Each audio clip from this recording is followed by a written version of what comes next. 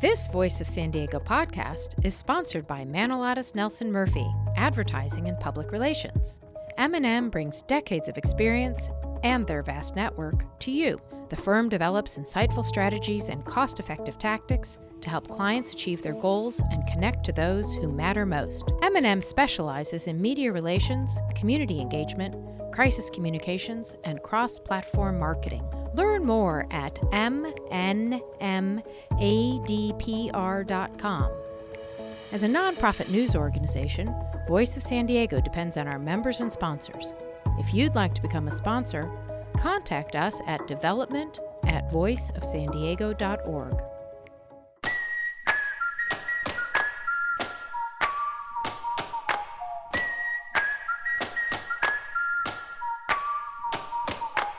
Thanks for joining us on the Voice of San Diego podcast in partnership with News Radio 600 Kogo. I am Scott Lewis, the CEO and editor-in-chief at Voice of San Diego. With me, as always, is assistant editor Andrew Keatts. What's up? Sara Libby, our managing editor. Hello. All right, we've got a good show this week. A San Diego principal who harassed employees and faked his diploma got a central office job and an agreement with San Diego Unified. We finally learned the full story about something we followed for years. We're going to talk about mayoral candidates and pensions. There are some updates, some, I think, significant ones. And we have 5 keys to understanding. Actually, there's 6 keys to understanding the Civic San Diego CCDC, thing that's going on. If you don't know about that, we will help you. But first, we have an update on something that I think is a story that kind of captures the current status of the Republican Party in San Diego and in California really well. That really embodies where they're at these days and how far they've fallen. Today, the airport authority approved a resolution requiring contractors to enter into project labor agreements for airport development plan projects. In particular, the big one, of course, is the whole redevelopment of Terminal 2, right, Andy? Only. That's all that matters, right? That's what the airport development plan is. Okay. So let's talk about PLAs real quick. PLA means, a project labor agreement means that unions agree to guarantee labor on a project. There will be no shortages of labor. They pay a fine or whatever if there is. And they also agree not to strike. No labor shutdowns, no strikes, nothing. No walking off the job. And in exchange for that guarantee, the airport or whatever agency is doing the PLA agrees to route all labor through the unions. So the workers don't have to be union members necessarily, but they have to go through the union hall and pay certain fees and benefits that go along with that. Yeah, and the majority of workers end up being union workers. Right. So obviously a lot of people don't like this who run non-union contracting firms. It used to be a lot more controversial. Of course, the city of San Diego, where the voters there were asked to approve an initiative and did approve an initiative prohibiting City Hall from doing these kind of requirements. What was that, 2012? 2012, yeah. Okay, so that's the status. This was coming up today. Mm-hmm. I would add that just a few years ago, I think in 2010, the Airport Authority, this very agency, rebuilt Terminal 2 in the project that was called the Green Build. And they famously refused to provide a project labor agreement for that project and have touted very, very much since then that project came in on time and under budget. Right. So that's part of that was one data point in this thing that I'm describing as this really great embodiment of how much has changed in local politics, and in particular with the right of center coalition, as it might be called. So last night I had to chuckle because San Diego City Councilman Mark Kersey, who sits on the Airport Authority board, again, the board is made up of all these representatives from across the county. Kersey sits on the board. He's a Republican. He sits in the seat on the city council of the city of San Diego that was once held by Carl DeMaio. And Kersey took to Twitter on Wednesday night and said, look, I'm getting a lot of counsel from my friends on the conservative side that I shouldn't let labor bully me. And then I get this, and he displays a photo of an email apparently he got from Carl DeMaio saying, Mark, if you vote for this PLA, I'll bash you every day I can on the radio. And we'll do social media and ads and emails into D5. And this is my favorite part. You will not get a moment's rest. That's a post-20th century threat if I've ever heard one. It's my sincere hope that the Jeff Bezos National Enquirer saga has like kicked off an era of people sharing their bullying emails with the public so that we can all like peek in and laugh at it. There's nothing. It is funny that you won't get a moment's rest is preceded by a little bit more specificity about how relentless and how violent this will be, which is we'll do social media and ads and emails. And I will bash you every moment I can on the radio, AM radio. Okay, let's talk about this for just a sec. Kersey is an independently wealthy man who is finishing out his term on the city council, right? Like he's not going to lose rest over a couple of emails. I don't think. He wants to run for a county supervisor. I mean, look, it would be annoying. I don't think anybody likes to be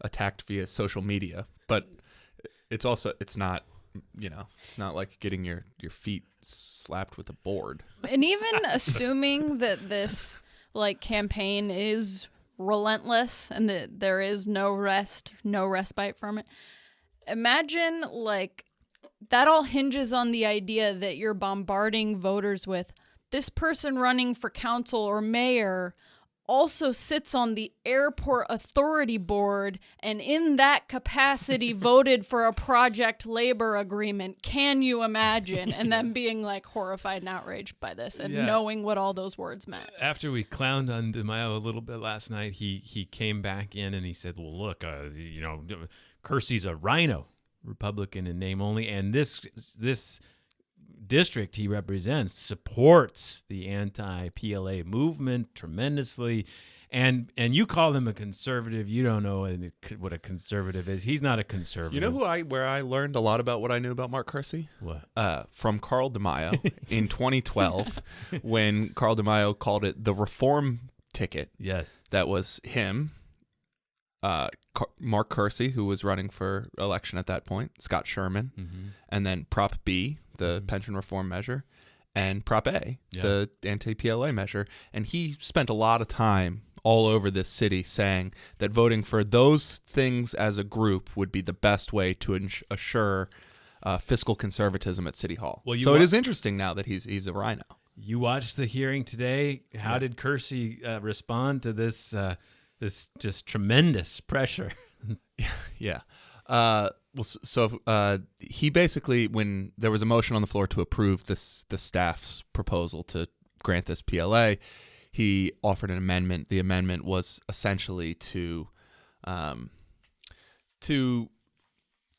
give direction to the staff that when they start negotiating the specific terms of the PLA, that they have some concerns around very specific issues. If for all you super PLA wonks, it's about the way that the pension and health benefits are paid into by the workers. Yeah. And there's a hope that the eventual agreement would have some protections for workers who may otherwise lose wages. In short, he supported it, though. He supported it. He supported it with an amendment to make it potentially a little bit less concerning. I asked Labor if they were okay with that amendment. They're like, yeah, we had negotiated. Everything's fine. So I hope he has Netflix because he ain't resting this week. Yeah. Hope he's got something to watch. It was a contentious vote, though. It came right down the line. It was. Well, this is the sign of just to wrap this up, of the Republican Party and where it's at. The airport expansion will have a PLA. The Carl DeMaio's movement, or his ability to conformity enforce around this conservative reform agenda he's had or whatever for a long time, is losing its steam, and Republicans are supporting PLAs. All right, more from the news of the week.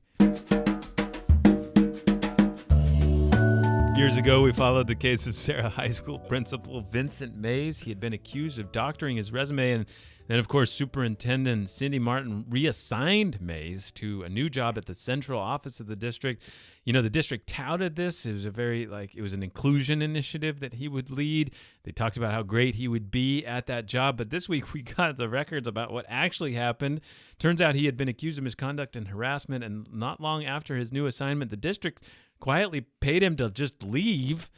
It agreed not to tell any future employers about anything he'd been accused of.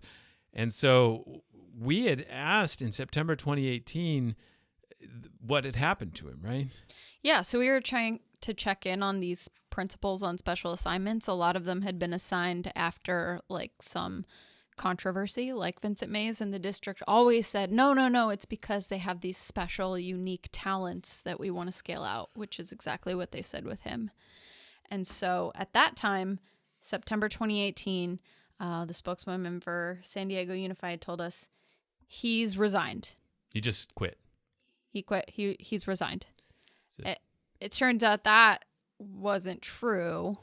So a full year earlier, in September 2017, they did go into an agreement that he would resign a year and a half in the future, in February 2019, and he would be paid to do nothing for that entire period. So in September 2018, when we inquired about his status, he was on the district payroll. He would be on the district payroll for several more months before that resignation The kicked in. agreement literally said he was not required to perform any work. Right. I lulled when I read it. I cried. And there was another... It never stops. It doesn't. That's good for the mics. There was another provision of the resignation as well, correct? Yes. So like so many of these deals that we've seen, the district agreed that if a future prospective employer inquired about him, they would not make any mention of these findings of misconduct that their investigation turned up. So they are, agreed to, they are required to do certain things when it comes to, how they treat employees. They're not required to enter into any agreement like that. So it was yet another product of our effort to get records from the school district. Some of them have started to come, and it was good reporting by Will Huntsberry. Okay. But this one's probably the last one where we uncover any sort of discrepancy between our previous understanding of matters. I'm sure everything will be straightforward. All right, next up, we talked a few episodes ago about how San Diego City Councilwoman Barbara Bree jumped out of the gate in her run for mayor, invoking the city's pension crisis, which, kind of died as a political issue, at least one that you could, be kind of hawk about. And that was kind of a signal of mismanagement that she felt her experience would be best suited to address. She said in her announcement, in the past, San Diego City leaders made fiscally irresponsible decisions such as mismanaging the pension plan, and it drained our city's budget and undercut the city's ability to provide neighborhood facilities and services. She always, when she was running for city council, made a really ardent point that she supported Proposition B. Remember that what you just described as part of that reform taken in 2012. Proposition B eliminated guaranteed pensions for future city employees except for cops, right? Mm-hmm. And her opponent, Ray Ellis, used to regularly say, I am the true champion of Prop B. Right. Barbara Bree, my opponent, cannot be trusted to, when the push comes to shove with these legal challenges and the city has to make additional votes, can't be trusted to stand as strongly in favor of this citizen passed initiative as I will. And Barbara Bree could not have responded more harshly to that allegation. Yeah, she wrote an op-ed for us about how she's always going to stick with Prop B. Always the harshest way to respond to something. An op-ed is really, in Voice of San Diego, it really drops. Yeah. It changes things. All right. She's changed, though. She's running for mayor now, and last week she told me that the city needs to stop defending Proposition B, and employees should get pensions. She told me, quote, in 2012, we passed Proposition B. We thought other cities would pass something similar. They did not. Now we are at a competitive disadvantage in recruiting and retaining employees, and so they need to do a good pension plan. And she said, I said, yeah, I'm not one to just bash somebody for changing their mind. And she's like, yes, I got new information and things have changed. I've changed. So there you go. When she said that things changed, did she mean the court ruling or the city's hiring experience? What do you think she was specifically referencing as the new information? She's really trying to make the point that the thing that changed was that she thought and everybody was going to lose pensions across the state, and thus city employees would not have other places that they could go work. Yeah. And then now we're struggling to get employees. So my issue with that is by 2016, it was clear that was not happening. Yeah. And it had been 4 years without any other cities putting forward any similar motion. Well, and not only that, she also sort of cast these pensions. She pointed out, for example, that they don't get Social Security, so you should give them a pension. Well, that was all the case. Yeah. That's all the case. That's the Prop B argument. Yeah. So anyway, that's what she's saying. I asked Todd Gloria, her main rival in the race, or top rival. There's several other potential candidates, of course, where he stood on the issue. And he pointed out he's always supported pensions for city employees and opposed Prop B. So, yeah, the word unwavering is in all caps in the statement. Yes. So that may come up again. I wonder if now that Scott Peters isn't in the race, she just saw that as less of an issue she wanted to be on, right? Next up, the ballpark, the Central Library, and dozens of other projects downtown were funded by redevelopment dollars. The downtown agency CCDC managed. If you wanted to build anything downtown, you got permits from CCDC. That later became Civic San Diego. Now the permitting, planning, and parking oversight Civic once managed will return to City Hall. Labor unions have been pushing for this for years. All right, we have 5 ways to understand this. 6 ways. Oh, I'm sorry. We added a way. And who knows how it'll go in the next couple minutes here. Maybe we'll get to 7. I'm going to start this one. I'll do number 1. Okay. You guys can pick number 2.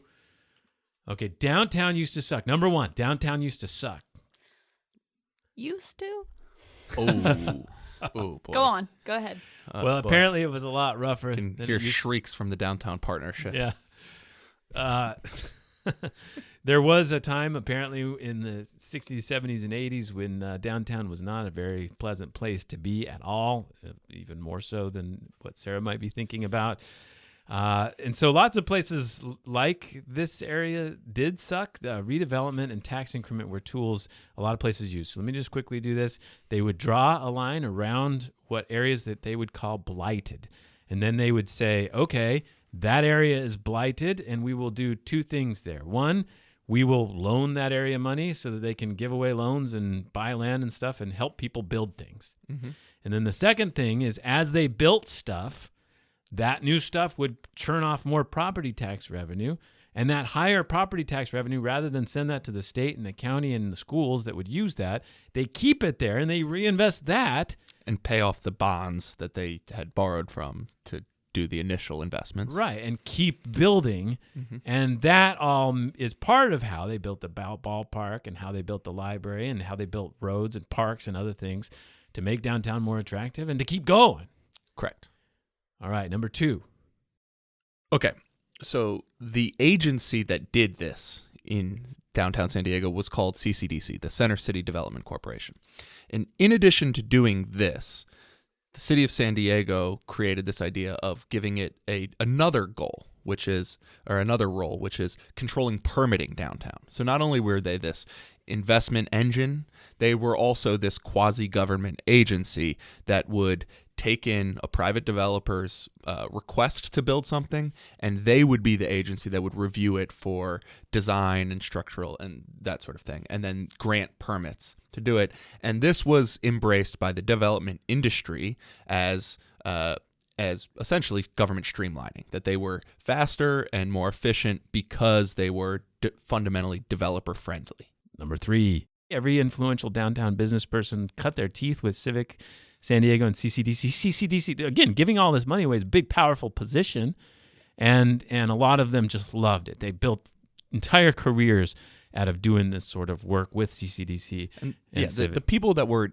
involved in the organization or in the organization are littered across our local government apparatus.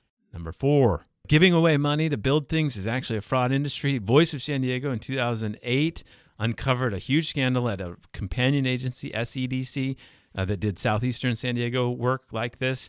And then we found a conflict of interest in CCDC. Both of them lost their directors. It became this huge thing. And then the state, responding to some of these scandals, decided to end. And a budget crisis. Yeah, and a budget crisis, decided to end redevelopment altogether. And the city decided to create Civic San Diego. Number 5. All right, but after the state ended the redevelopment program, Civic kind of never figured out what its business model was going to be. And so for a while, I remember maybe back in 2013, it had this idea of kind of scaling out that permitting authority to other neighborhoods like southeastern San Diego, and that never really caught fire. Yes. I mean, it didn't even happen. Right? Yeah. It never even took place. So, and even before this lawsuit kind of undercut all of its authorities, it was starting to explore other ways that it could, kind of go about its day. It was working on new market tax credits and loans for businesses and things like that. So it's kind of always, for years, been in this position of like an identity crisis. There was this, so when Civic was created, it ended the previous redevelopment agencies, and it said, okay, finishing up that work has some money attached, but it has a shelf life. Right. It will end in a certain period of time. Your job, new entity called Civic, that is from those 8 entities, in that timeline where you have this money, figure out how you're going to get more money. Right. And so they would, that's the stuff that you were talking about. But in fact, during that time, they ended up just having to fight for their survival because so many groups that didn't like them, who basically never liked them, and certainly who didn't think that they needed to continue being a part of things, were trying to take them apart. Number 6, labor unions, which wanted the city council to control permitting. The city council has more concerns and perspective from the labor side of things. Labor tried numerous occasions to support new legislation, and then finally got somebody on the board through Mayor Bob Filner, and that person on the board sued, and that suit has led to the end of Civic San Diego having that responsibility. And that, my friends, is the 6 steps to understanding how we got to this position. Downtown changed a ton, redevelopment built a ton of things, and now we're entering a new course of history for downtown.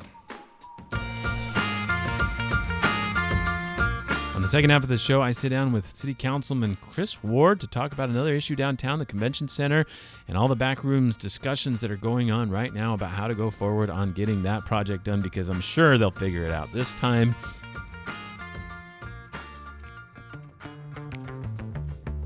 The People's Reporter is a feature from the team here at Voice of San Diego. I'm Megan Wood, Voice's engagement editor. And I'm Nate John, the digital manager.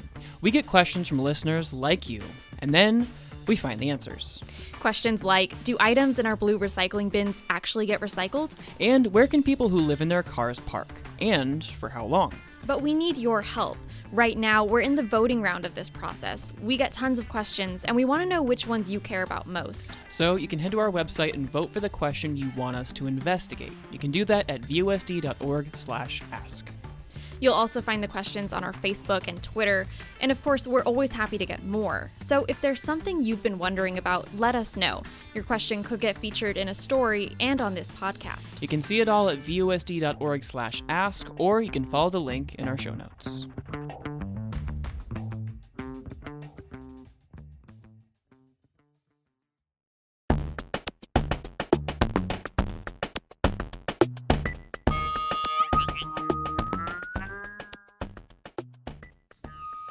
We are joined in the Great Voice San Diego podcast studio by Councilman Chris Ward. Hello, Your Honor. Hello, Scott. How are you? I'm good, thank you. I don't know if you I'm not an honor, though. His honor or something, right? Don't we do that? I guess I do the honorable, but... Right, yeah. Honorable. That's right. All right, well, welcome. Thank you. I saw earlier you were at the Airport Authority. I was. They were talking about a project labor agreement. Now, 10 years ago, Airport Authority considers project labor agreements for the green build they did for Terminal 2. They decide not to do it. This year, they decide to do a project labor agreement. What has happened in the 10 years that's the case, that change happens? Well, a lot has happened, but I think fundamentally, as we continue to grow out our airport development plan, it's important that we do so in a way that is going to have assurances for the San Diego community that we are focused on local hire, that we are focused on good benefits for the workers that are getting these kinds of jobs, and that we're doing it with quality and we're doing it right. PLAs are showing, particularly with public projects, that they are able to achieve all of those goals in a better way than those that have non-PLA approaches. So I was there to support that because this is a $3 billion investment in infrastructure that'll last the next 50 years. We want it done right, and we want to make sure that San Diegans benefit. Yeah. Okay. And it passed, I hear? It did pass. So, okay. Well, there's been a lot of change here. And so one of the things I wanted to talk about, speaking of big projects and construction efforts, I don't know if you've heard, we've been trying to expand the convention center very familiar since my youth. And it seems to be hitting yet another patchwork. Let's lay the groundwork for this situation and then talk about it a little bit. The plan has been, and an initiative has qualified for the ballot that would raise the hotel room tax rate sort of concentrically, so a little bit more in the center of downtown and then less as you get farther away from downtown. And that money would go to fund the expansion of the convention center, and it would also go to funding homeless services and roads. It is qualified for the November ballot, but now there is an intense push on to move it to the March 2020 ballot. Where do you stand on it going on the March 2020 ballot? I do not support it going on the March 2020 ballot. It has been slated for the November ballot. This is consistent with a voter-approved initiative, Measure L, which achieved 73% in Council District 3, which I represent. And I'm not going to fundamentally take a initiative that was purportedly designed by a collective couple of interested groups and usurp the interests of the voters by advancing that to a different election cycle where fewer voters participate. Got it. Do you support it in general? In general, I support the raising of funds for the convention center, for the homelessness dollars, and we actually now have a lot more stability with our roads dollars, although we have a little ways to go. So yes, I want to see those buckets increased, and I do believe that accessing transit occupancy tax, hotel tax opportunity is a good nexus for some of that as well. The challenge, Scott, is that for the last couple of years, there have been fits and starts and lots of missteps from some of the biggest proponents of this, and they always come to council for fixes or for special requests or exceptions. And if they had dialed this back 2 years ago and allowed us to have a couple of different options to be able to consider, I think that we would have gotten something done in 2018. Okay. So I kind of hear in that maybe you don't support this specific initiative as it's written. I would support that. I would vote for it, but I think that there are probably better options out there that deserve a more robust conversation with the public.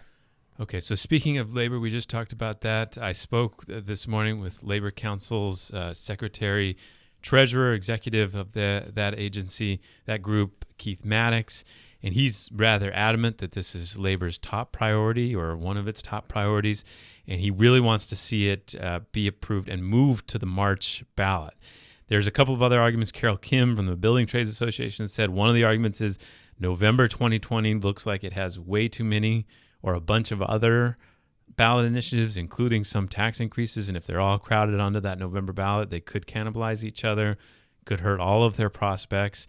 And then Keith was just like, yeah, I understand that, but I just feel a sense of urgency to get this done. And I want to see it get done. And that's kind of the mayor's perspective as well. There's some complex legal reasons why. I mean, what would you say to that concern that November 2020 is going to be so packed and it might hurt some of the other initiatives that have been proposed? So you cited a couple of individuals, and they have their perspectives and their preferences about when that should go forward. I'm citing the hundreds of thousands of voters that told us to do something a certain way and to basically say, you know what, we recognize that y'all took a vote, but we're going to do something better because a couple of other individuals want us to do something different, I think immediately sets us on a foundation of failure for that initiative. And I want something to be successful. Okay, so those couple of individuals, you mean Keith Maddox, maybe he doesn't represent the union members he's talking about? Whoever is pushing for the March ballot, again, I think is far less than the hundreds of thousands of San Diegans that voted for Measure L. All right, so let's talk about Measure L real quick. Measure L was part of a sort of a package with Measure K, the idea being that if you do have an initiative, it should go on the November ballot, because November is when most people vote. And that's kind of the case that's being put forward by Alliance San Diego is a real leader in that. I spoke also with Andrea Guerrero, who is really supporting that point of view. And her case was that, look, you should only do an initiative for another election, not November, if it's, some sort of like real significant emergency. And so this doesn't qualify, in your opinion, to that kind of urgency that he described isn't a reason to do it?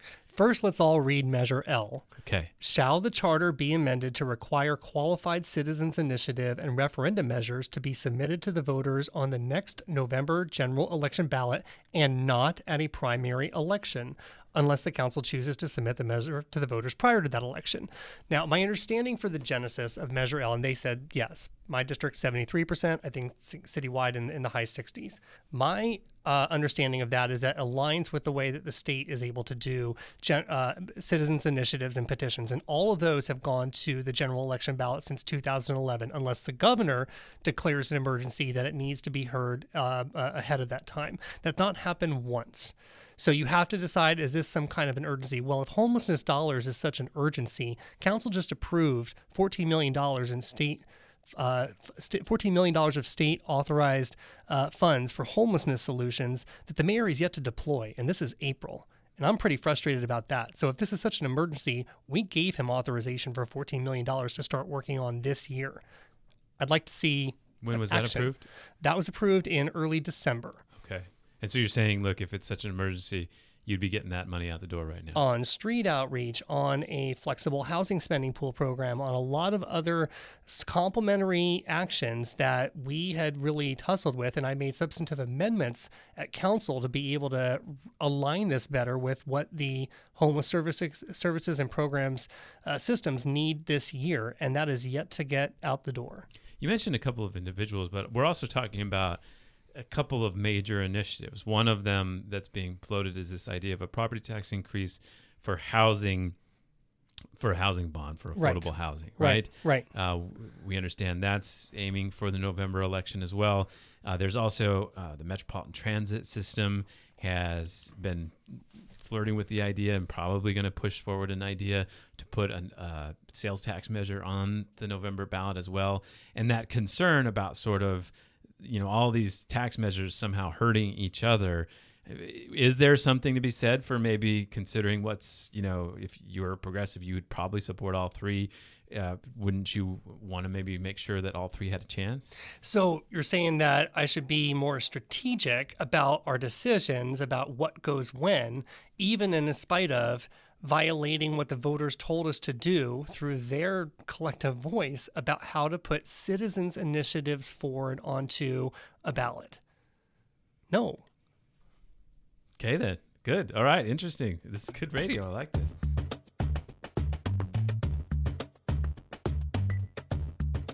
Alliance has also put forward an idea that you could just raise the tax straight up and the money could go straight to the city's general fund with some sort of advisory on the side about how that money could be used, that you could prioritize, or the city could somehow say, like, we should prioritize a convention center expansion, or we should prioritize homeless funding, or maybe some combination of that.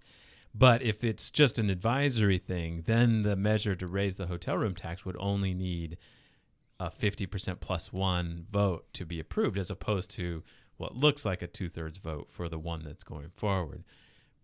What do you think about that? Is that something you'd be open to? Yeah, I haven't heard that directly from Alliance, but it's consistent with how we actually got Phase 2 expanded for the convention center back in the late 1990s. You had a general tax increase and then advisory votes, which were honored by the council and some of the hoteliers to actually get the job done on the back end, and it worked. It didn't actually hit 2/3 back then. It just barely cleared 50%. It's also consistent with, I think, how a couple of other measures have passed in other localities across the state. what I have said was in the Rules Committee memo that I put forward. I sit on the Rules Committee in January, that I'd be interested in looking at other alternative measures or opportunities to increase the TOT to address pressing needs for the city, but that fundamentally we need an open and transparent conversation about a council-initiated general TOT increase, which invites much of that public input so that we, as representatives of our constituents, are able to really set the terms of a Plan B. I can hear some of the mayor's people and others in my head right now, and they're screaming like, why didn't you bring this up before? I did. Okay, did you? Oh, yeah. And is that, I mean, you did seem sort of supportive of the initiative that's on the ballot now, though. It was the only game in town, I suppose, but that's not to say that I wasn't. I was also suggesting to the mayor as early as February of last year that we should think about a Plan B, a council-led initiative that could be able to do much of the same. Oh, no, don't go down that road. We all got to focus on this. We're all in this one together. All the eggs in this one basket. And as I was watching everything start to kind of transpire and the votes weren't there and something was awkward with the counting, and so we were hitting this deadline, I'm going, Jesus, we're not going to make it. No, we're going to make it. We're going to make it. Trust us. And we all know how that played out. You're talking about the signature gathering. That's correct. Yeah. So, it's like I wish that we had considered multiple options, and that's what we should do as elected officials, as council members. Why let any other opportunities go? We can, try to look at two or three things simultaneously to the same end to actually get the job done. But when you put all the eggs in this one basket, when you are focused on one person, the mayor's initiative, who constantly is trying to shove this square peg in a round hole, that doesn't get the job done. It doesn't serve San Diegans. Well, regardless, it'll be on the ballot. That's right. In November. That's right. And so let's say you were fully on board with an alternative idea. Right. About, just generally raising the tax and figuring out a way to prioritize funds for, the expansion and other priorities. Would you, I guess, hope that this fails and then come back again for like 2022? Or what do we how does it game out? We don't get another shot at this. And no, I don't hope for anything to fail. You would want the council maybe to pull off the initiative or somehow get we the right proponents? Now cannot pull off that initiative. So think about it kind of like a Soccer City SDSU. There was one point in time. Oh, an alternative. Right. There was one point in time that said everything's in on Soccer City and you got to get this behind this and support it because it's polling at 62%, right? And this is the only game in town and it's do or die or we're all going to lose soccer for the rest of our lives, and then we had an alternative group of San Diegans come forward and say, we have a different idea. Maybe we should kind of consider both at the same times. And look how the voters actually responded to competing ideas like that. Wow. You're blowing my mind here, Councilman.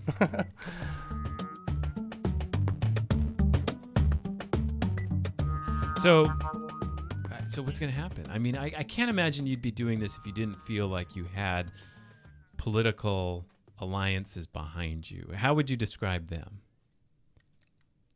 I'm just speaking for my voice. I don't know where my colleagues are going to be on the question. I appreciate the opportunity to articulate my position of where I'm at, but it's been pretty frustrating over the last 26 months. As much as I want to see the convention center expanded, that much as I want to see additional homeless dollars and resources actually put out into the community and put to good use, that there have been some pretty blasphemous obstacles within City Hall to actually get things done. Why would you say that? What are blasphemous obstacles? Just a very, very lack of willingness to actually, get to yes, to give the green light. And, one thing that I've come to really understand now more than 2 years into my job is this role between being a legislative body as opposed to being a chief executive with all the powers and authorities to direct action.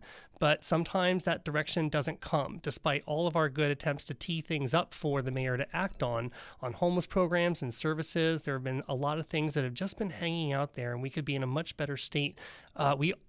My favorite times in City Hall have been when the mayor and I agreed on something and we got to yes pretty quick. And sometimes things were a little bit risky, like the safe campground that we had over in Golden Hill. But the public benefit and the public response was pretty strong. We were acting. We were trying to solve things. And so, there have been a few other moments like that I feel very proud of us as a city. But when the mayor decides that he's just going to circle the wagons around him and an insular team and only go with his idea and not listen to council or not tap into some of our perspectives and interests, then we have dysfunction, and that doesn't serve anybody well. The mayor, from what I understand, and others have been trying to take that initiative that they did and make it more appealing to homeless advocates by actually saying, like, we might package some of the homeless funding as affordable housing investments. Was that happening, and did that happen to any adequate level, you think? There were fits and starts of a effort to be able to try to define a 5-year plan that maybe could evolve for the following 5 years. Last I heard about that was in the late part of the year, probably the November, December timeframe. And we thought that they were getting to some kind of a framework because the community was asking for this. How can we put a ballot measure forward without really showing the voters what it is that we plan to fund? And then they hit the pause button, and then it's just, I don't know, it went to the back burner or something, and that's disappointing. Wow. All right, let's go on with homelessness really quick. Yep. So you said something that I think resonated with me. The city of San Diego has a zero waste plan, how we're going to get to zero waste as far as garbage. It has a Vision Zero plan for how to get to zero pedestrian deaths in the city. It has a climate action plan for how to get to 100% renewable energy use and to lower greenhouse gases. It has a recycled water plan for all of these things are all aiming for like 2030, 2035 or something.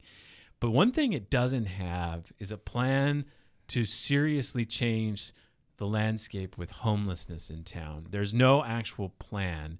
As you mentioned, there's a bunch of money, there's a lot more spending, there's a lot of things happening. Why isn't there a plan right now? It's being written. It's underway. So you might recall last fall, council actually, as serving as the House Authority, directed the expenditure of a national third-party consultant to look at all of our systems, come into town, really try to understand with all the stakeholders and players what we're doing well, what we're lacking, where the gaps are, where the duplication is, and really create a roadmap for how we should be acting. And I need that. We need that as a city council and a housing authority to start to kind of measure future actions, because whether it's a housing navigation center or a fourth safe parking lot or whatever the program is, we need to understand whether or not this aligns with a overall strategy. We are expecting a draft of that sometime late April and a final document back to council in the June timeframe. All right. Well, pins and needles. I'm excited to see it. All right. Well, last question, and I'll let you go. I was in Sacramento speaking with Todd Gloria, assemblyman running for mayor.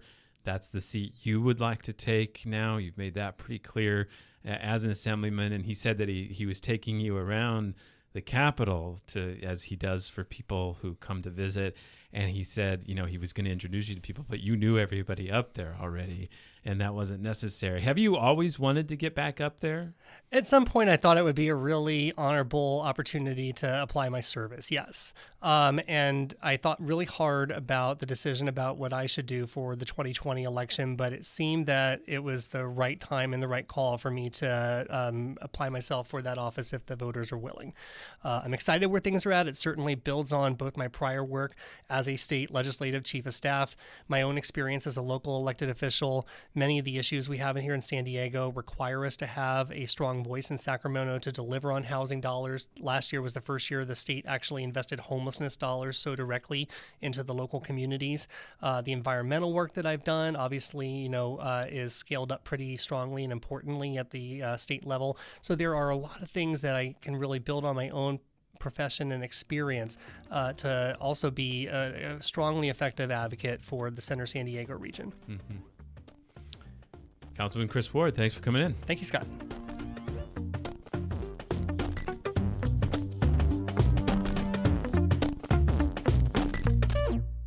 Thanks for listening to the Voice of San Diego podcast. If you love the show, please don't be shy. Share it with a friend. In coming weeks, we are going to have Supervisor Jim Desmond on the show. If you have any questions, send them to us or put them into our Voice of San Diego podcast group on Facebook, and also suggest some other guests you might want to have on there. We got Monica Montgomery coming in May, a few other people on the list to invite. So if you have any suggestions, let us know on that podcast group or email us anytime.